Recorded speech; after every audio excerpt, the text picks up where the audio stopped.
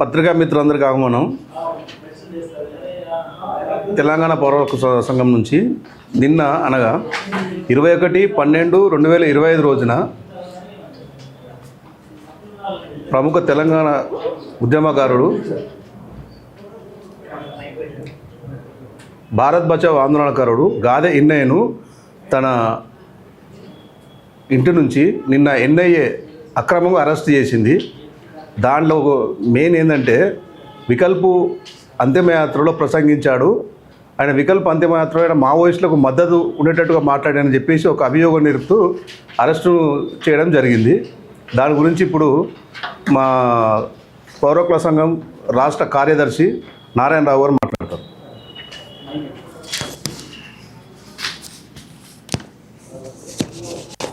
మిత్రులారా, మన తెలంగాణలో అది కాంగ్రెస్ ప్రభుత్వం వచ్చి 2 ఏళ్ళు గడుస్తున్న నేపథ్యంలో నిర్బంధాలు ప్రారంభమైనట్టుగా మనకు గాదె ఇన్నయ్య అరెస్ట్ తోటి అర్థమవుతున్నది.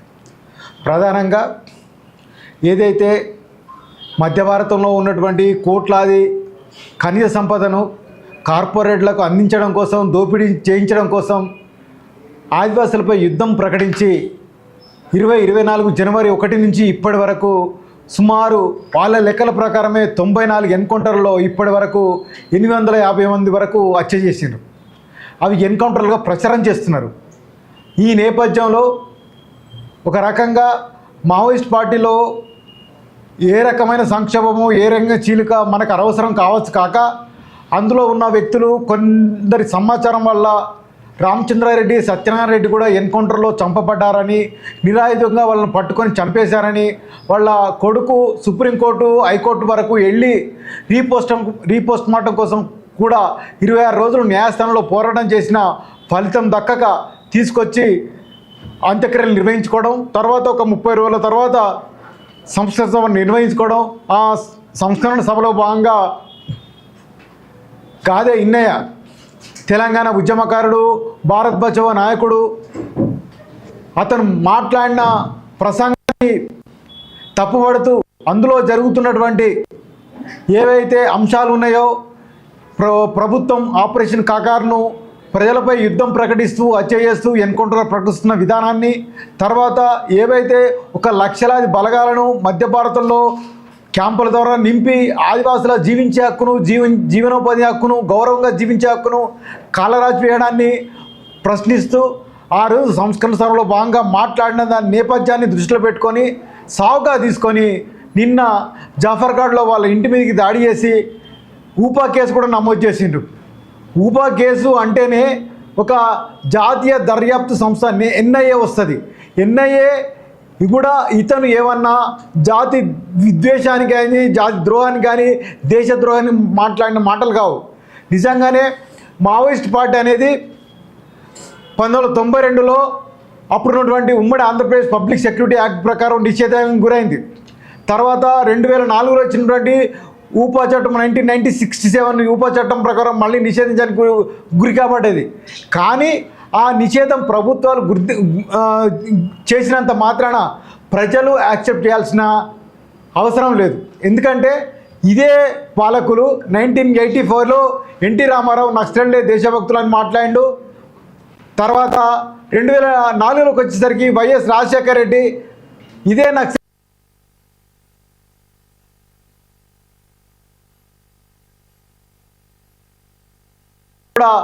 నక్సల్ ఎజెండా తన ఎజెండాగా మొత్తం కూడా పాలన కొనసాగించిండు. వీళ్ళు అధికారంలో రావడానికి ఏదైతే నక్సలైట్ల ఉనికిని కానీ లేదా వాళ్ళ ఆచరణను ఉపయోగించుకున్నారో, తర్వాత వచ్చిన తర్వాత నక్సలైట్ల పేరుతో, ఎన్కౌంటర్ పేరుతో నిర్బంధాన్ని అమలు చేయడం కొనసాగుతున్నది.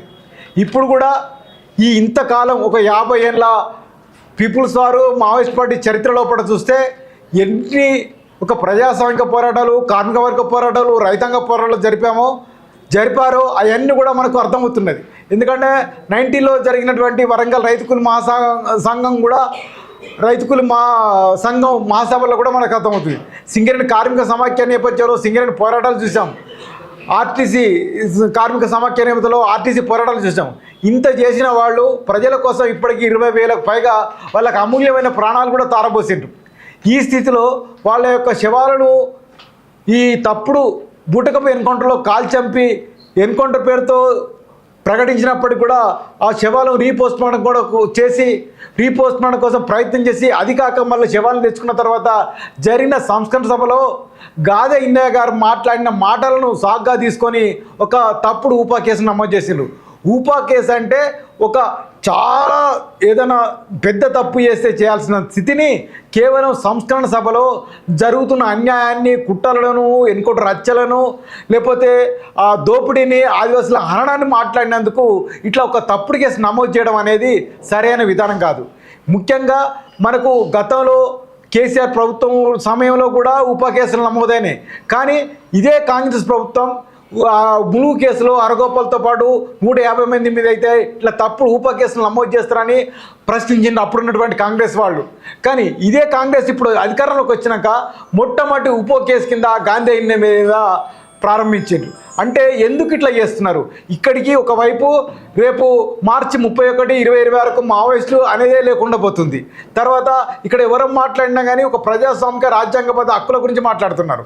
అంతేకాకుండా గాదె ఇన్నయ్య భారత్ బచావ్ అనే సంస్థ పెట్టి రాజ్యాంగాన్ని రక్షించుకుందామని చెప్పి వివిధ రాష్ట్రాల్లో సభలు పెట్టి అంతిమంగా దేశ రాజధాని ఢిల్లీలో సభలు పెట్టి న్యాయమూర్తులను, న్యాయవాదులను, ప్రజాస్వామికవాదులను, బుద్ధిజీవులను, మైనారిటీ మతస్థులను అందరినీ పిలిచి మనం రాజ్యాంగాన్ని ఇట్లా రక్షించుకుందామనే ఒక ప్రయత్నం చేసిండ్రు.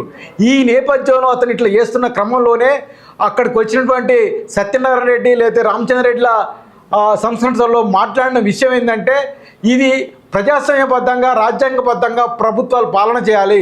అట్లా కాకుండా వాళ్ళ జీవించే హక్కు ఆర్టికల్ 21ని లేకుండా చేస్తూ ఎన్కౌంటర్ పేరుతో కాల్ చంపుతున్నారు. అదిగాక ఇక్కడ ఉన్నటువంటి బీజేపీ నాయకులు చంపేయమంటారా, చస్తారా, లొంగిపోతారనే ఒక అల్టిమేటం కూడా ప్రయత్నం చేస్తున్నారు. ఇది కూడా సరైన విధానం కాదు. ఎందుకంటే రాజ్యాంగంలో ఎవరు నేరం చేసినా కానీ న్యాయబద్ధంగా న్యాయస్థానాల ద్వారా శిక్షించాలి. మొన్నటికి మొన్న హిడ్మా చూడండి, విజయవాడలో అనారోగ్యంతో ఉంటే హాస్పిటల్కి వస్తే ఆయన పట్టుకొని పోయి మారేడుమిల్లిలో ఎన్కౌంటర్ పేరుతో కాల్ చంపారు. కనీసం అది నిజ నిర్ధారణ చేయడానికి ఒక విశ్వవిద్యాలయ విద్యార్థులు ప్రయత్నం చేస్తే వాళ్ళని కూడా అరెస్ట్ చేసిండ్రు. ఎందుకు నిజాలను ఇట్లా కప్పిపెట్టగలుగుతారు? ఇప్పటి వరకు 92 ఎన్కౌంటర్లో ఏ ఎన్కౌంటర్ మీద కూడా ఏ ఒక్క దేశంలో హక్కుల సంఘం నిజ నిర్ధారణ చేయలేకపోయింది.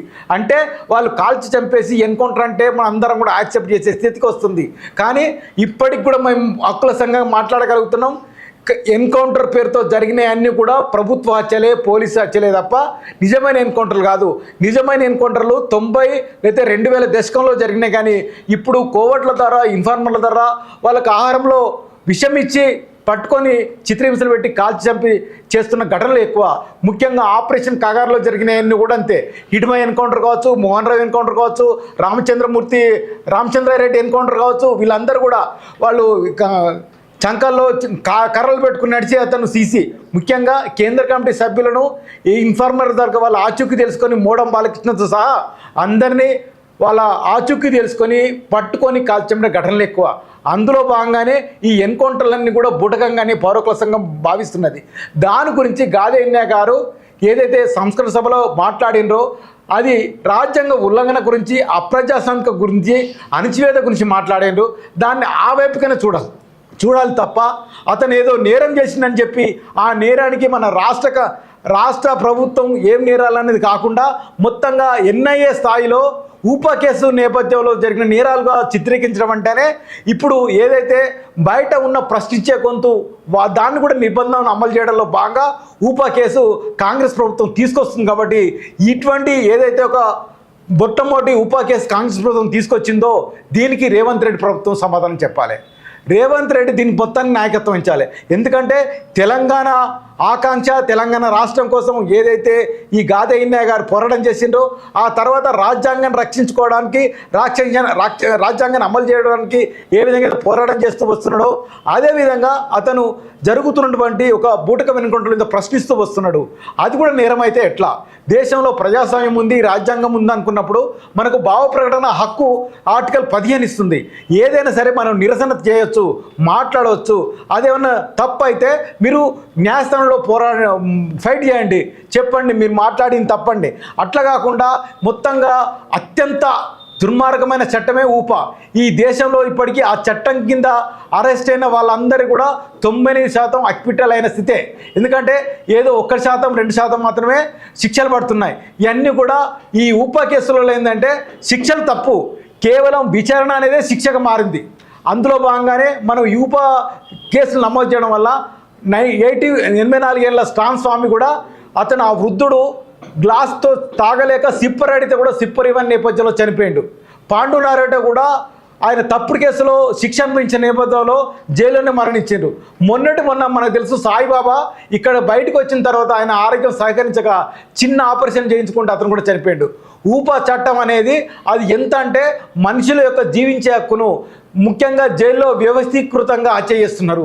ఈ నేపథ్యంలో గాదే ఇన్నయ్య పట్ల ఊపా చట్టాన్ని అమలు చేయడం కానీ అరెస్ట్ చేయడం కానీ పౌరకుల సంఘం చాలా తీవ్రంగా ఖండిస్తుంది.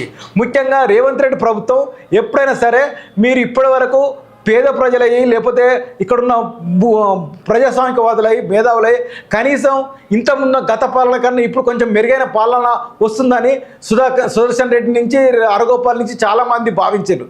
కానీ ఎప్పుడైతే ఈ కేసులు ప్రారంభమవుతున్నాయో దీని నేపథ్యంలో ఎప్పుడైతే అణిచివేత విధానాలు అనేది ప్రభుత్వ పాలనను తెలియజేస్తాయి. కాబట్టి ఇప్పుడు గాదే ఇన్నయ్య అనేది ఒక చేయి లేదు అతనికి కూడా, అయినప్పటికి కూడా అతను మాట్లాడిన మాటలను పెట్టుకొని ఊపా కేసు నమోదు చేయడం అంటేనే చాలా దుర్మార్గం. కాబట్టి ఇప్పటికైనా సరే రేవంత్ రెడ్డి ప్రభుత్వం ప్రజాస్వామ్యంగా ఆలోచించాలని, పెట్టిన ఊపా కేసును ఎత్తివేయాలని, గాదే ఇన్నయ్యను బేషరతుగా విడుదల చేయాలని పౌరక సంఘం డిమాండ్ చేస్తుంది.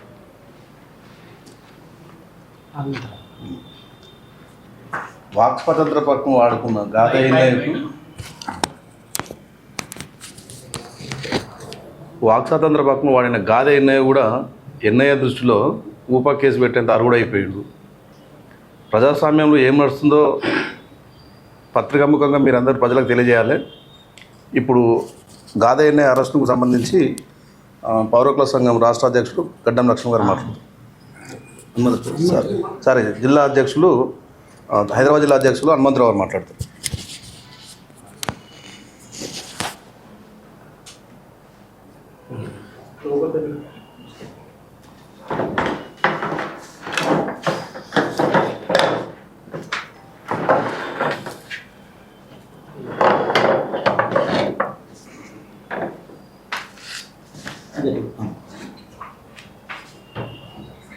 భారత్ బచావో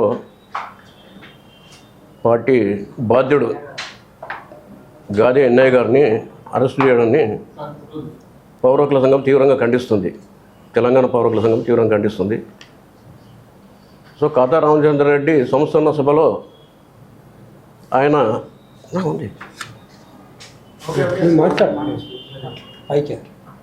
సంస్థాన సభలో మాట్లాడినందుకు అంటే పాలకులను విమర్శిస్తూ కాదు, అది వాళ్ళు చేస్తున్న దాడులకు, అంటే ప్రజలపైన దాడులు చేస్తున్నారు, మావోయిస్టులపైన దాడులు చేస్తున్నారు, ఆదివాసుల మీద వాళ్ళ హననాన్ని అవన్నీ ఎండగడుతూ మాట్లాడినందుకే ఆయనని అరెస్ట్ చేసినారు.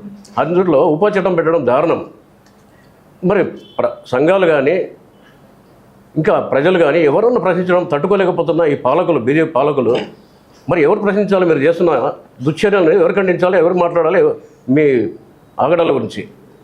అందుకే గాదే ఇన్నయ్య ప్రశ్నించిండు.